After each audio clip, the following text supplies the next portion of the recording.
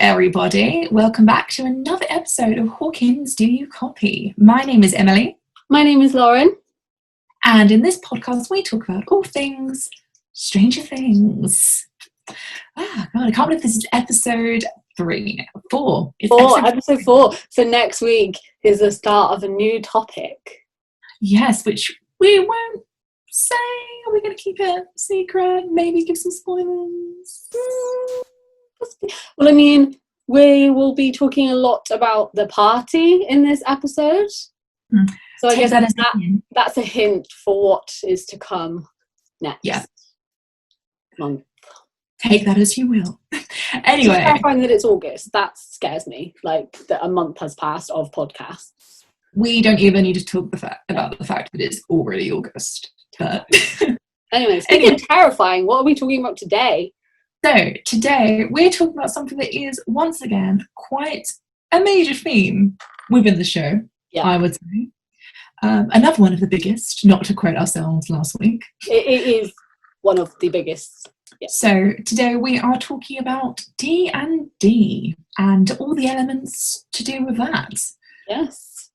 D&D is Dungeons and Dragons, just in case none of you were aware. None of you know. None of you actually watched Stranger Things and don't know, which was a game first came out in 1970.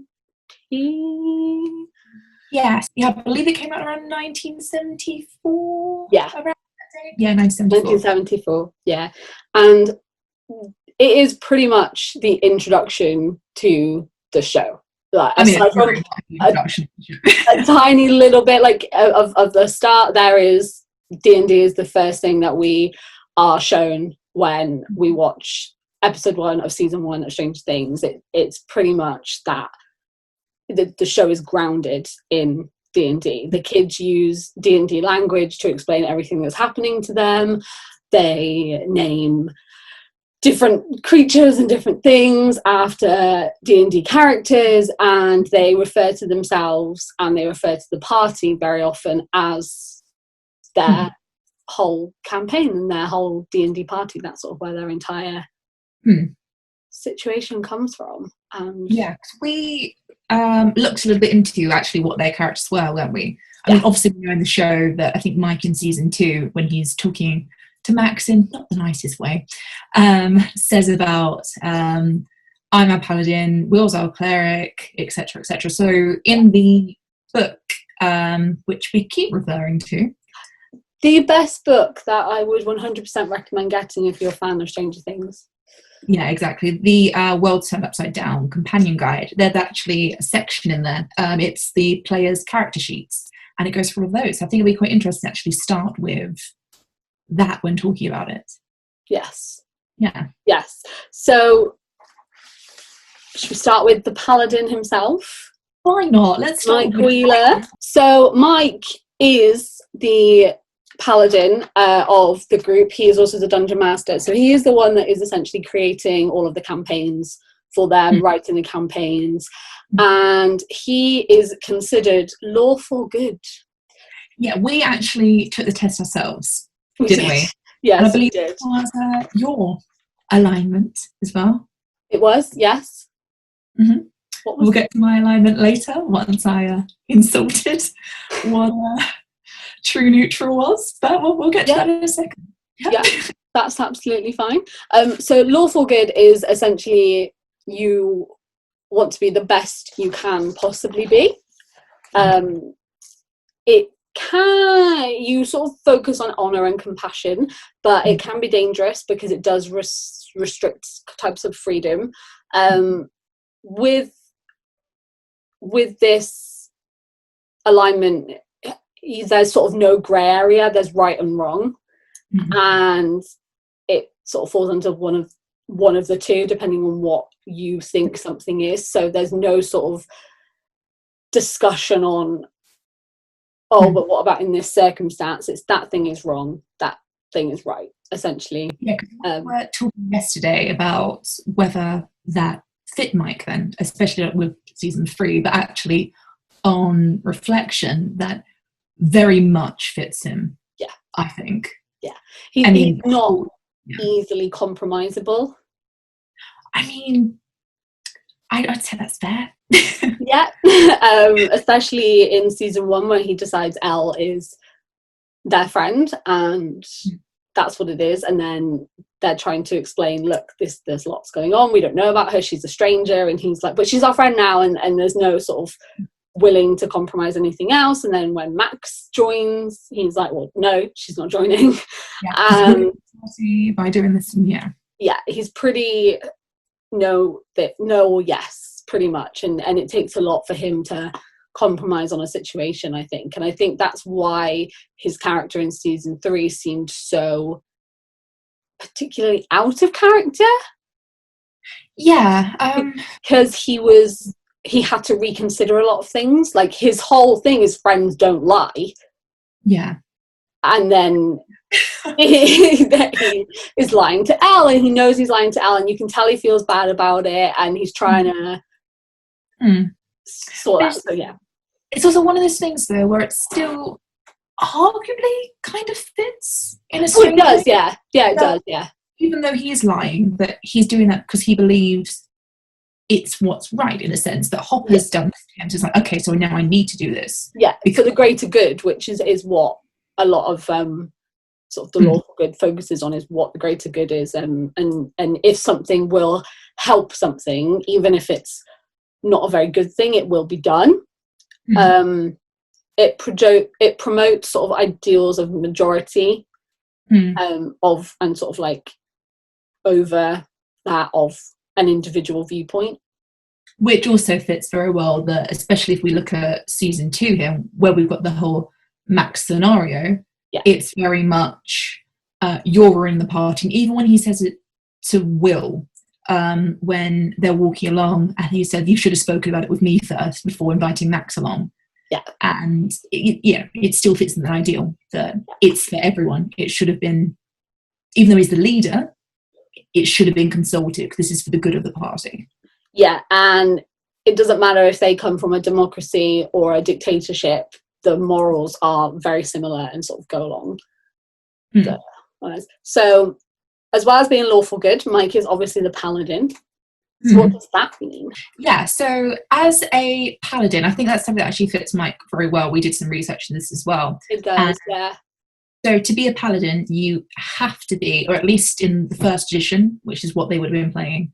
The second edition didn't come out until 1989, so obviously first season is 83. So we might catch it in later seasons, which will be an interesting plot point, maybe, if they bring in the other classes and stuff. I really want them to do that, mostly because I want it to be later years, so that a lot of Winona Ryder films will come out around the same time, and then they can go watch a film with Winona Ryder in it. But make Will very confused. Neither here or there. That's not what we're talking about today. My love for Winona Ryder could be a whole entire podcast. Anyway, Paladin Mike. You have to be lawful good, or I believe you lose that class, that you can't be a paladin if you're not lawful good. And then you lose it until you can regain that alignment. And what's very interesting as well about the paladin is that there was this whole subject about lying, that you mustn't tell lies, must be truthful, which once again fits with the whole friends do not lie. Friends don't lie, exactly. There's also the needs to give fair warnings to any enemies. So going into battles head first, which I think is very like head on, which I think is very Mike. And actually, even if you go deep on it, I suppose in the beginning of season 2, I say the beginning, I think it's the second episode, when we see that flashback of when they're talking to Mike in his home and being like, you need to tell us if you know who she is. And he's very much, even if I did, I'd never tell you. I guess that is actually still even kind of that I'm giving you a warning that I'm not going to do this, so please do not come back to me again. Like, I'm not going to do what you want me to do. But he's telling them that. He's not saying, yes, I'll tell you, but then keeping it a secret. He makes it aware the whole time that Elle is with them. Like, obviously he doesn't tell Karen and Ted that she's in the basement, but the second they find out where she is, he doesn't deny that. But that shows his willingness to protect her even more, because he's like, well, you're not going to know. Even if I know, you're not going to know this. Yeah. Which shows a lot sort of about his character, I think. I also think it's really interesting to note that only humans can be a paladin, and the reason why we are mentioning this is because that does tie in to a couple of other little things a little later on. We thought that was quite interesting that that happened. They also would never be willing to commit an evil act. It would have to be something that would not be something they wanted particularly to do. But if it was for the good of the people, then it would need to be done. Yeah. Which I guess also kind of ties into season 1 as well, especially when there's protection of Elle. Do they really want to be involved in everything that happens in the climactic scene of season 1? It's literally like a 13-year-old going up against the government, and he's like, no. Yeah. Because it's wrong, because what you're doing is wrong. And then that also comes to when, in season 3, when he's telling them, don't use Elle just for her powers, because that's what's happened her entire life. Yeah. And it's wrong. Which is really good. I think that definitely sort of showcases his abilities, and I really love how the Duffer Brothers have put a lot of thought into their classes and their D&D characters compared to who they are in real life, and how that reflects what they do.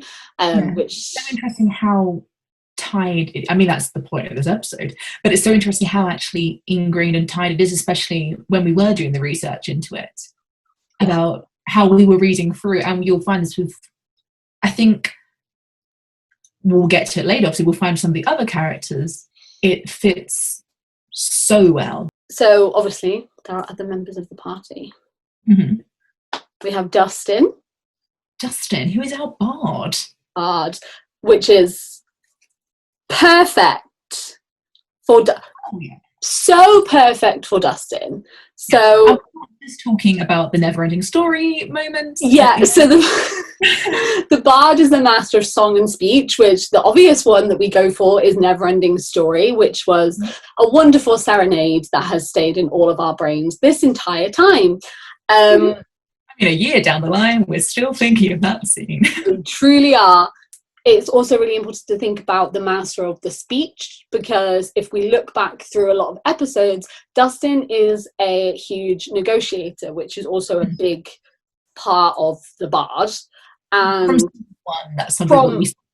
from season 1, he is negotiating different things. He is the reason Mike and Lucas make up and sort of sort things out, and he's the one that's saying our party is a democracy. Yeah. So he's talking about we should talk about things and make decisions together. It's very much the glue, in a sense. Yeah. Which, I mean, we'll obviously talk about more maybe in the next episode. Yeah. But he's keeping that whole thing together. Yeah. He creates an entire communication device, essentially. I mean, yeah, he does, doesn't he? Yeah. He is very much the master of song and speech in the show.